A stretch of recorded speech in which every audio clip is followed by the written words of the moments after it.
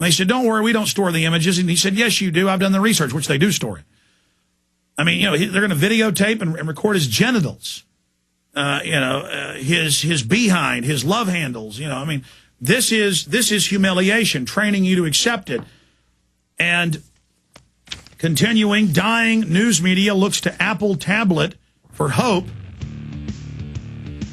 And guess what? The New York Observer reports after 3 months, only 35 subscriptions to Newsday website.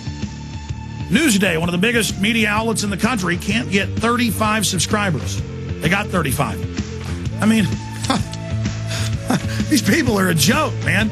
They are hollow. That's why they're going for tyranny right now, because they know everybody is in full revolt against all of their revolting propaganda and garbage.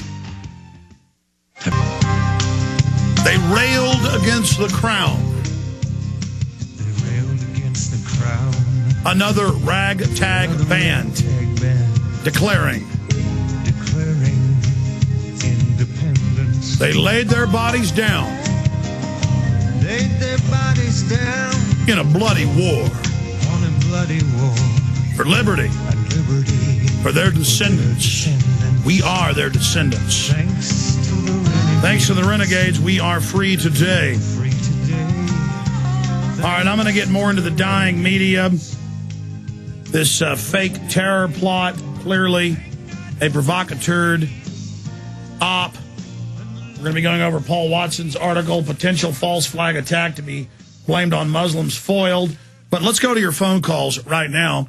Let's talk to John in Illinois. John, you're on the air. Yeah, Alex, good morning to you, or afternoon, whatever it is. We are Change Chicago here.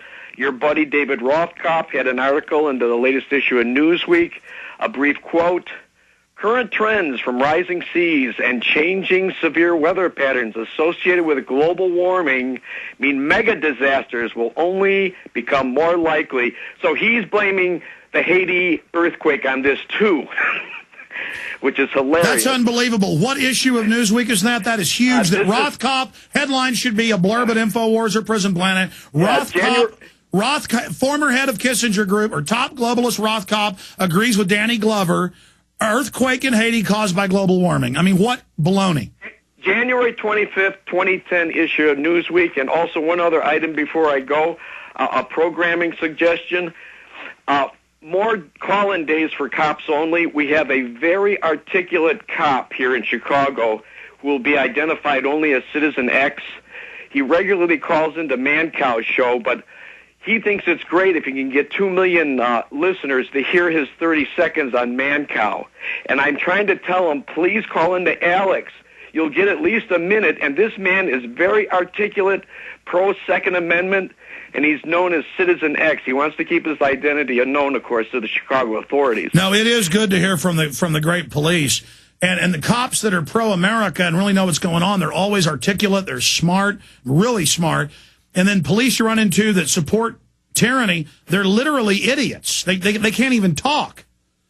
I agree, and please have more, like once or twice a month, have cop call-in days only, and I guarantee you, Citizen X will call in, and you will be extremely impressed with what this man has to say. He is pro-freedom, pro-Second Amendment, and he can talk. John, I hear you, and I appreciate your call. Genesis never went past its 6 phone lines, and we don't screen calls, except when we say it's only on this topic a couple times a week, maybe, and then it's only to make sure you're on topic. And we let you on with whatever your opinion is. That's not really screening. But to be able to have police call in, we have to say only police because they just can't get through on the lines. Same thing with military. And we miss so many really interesting calls that way. I need to fire up our phone system more because it can take like over 100 calls simultaneously. Then you got to have people to get on and talk to the caller, though, and make sure they're calling in on subject. Marco in Oregon. You're on the air, Marco. Yeah, hi, Alex. Thanks so much for having me on the show. I'm calling to see if this bulletin has come to your attention about the operation, a U.S. relief operation that was a relief operation for Haiti that was launched out of Miami the day before the earthquake. Yeah, that was a press release. Yeah, that was put out by the Army. Mm-hmm. Mm-hmm. No, that's official. Yeah, we reported that last Monday. Yeah, so you haven't put up anything on your site about that, or have you seen some of that? The Man, documents we sure try. I sent it all to Kurt Nimmo and Paul Watson. They wrote an article where the Israelis admit that they can artificially trigger earthquakes. They're doing it under testing, and with the Secretary of Defense quote about earthquake weapons, tectonic weapons from 97. And I believe we did link to that. I forget the exact headline.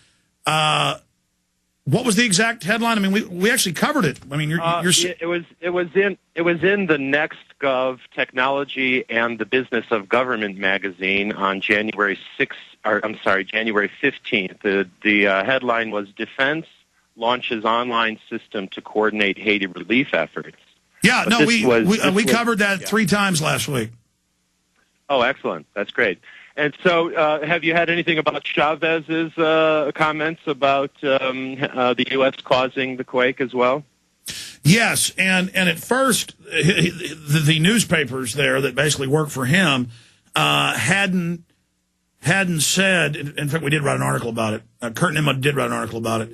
Chavez and the Russian fleet, U.S. used earthquake weapon on Haiti. That's what I was about to say. That was quick acting, guys. You got that up in about 20 seconds. In fact, just print it for me again. He wants to hear about it. I'll read the article or part of it when we come back. Yes, sir. We've written multiple articles. We've covered it ad nauseum. Thank you, Marco. Thanks for reminding us about that, though. Matt, Kevin, Jeff, Dwayne, and others, your calls are straight ahead on the other side. We'll be right back. Infowars.com.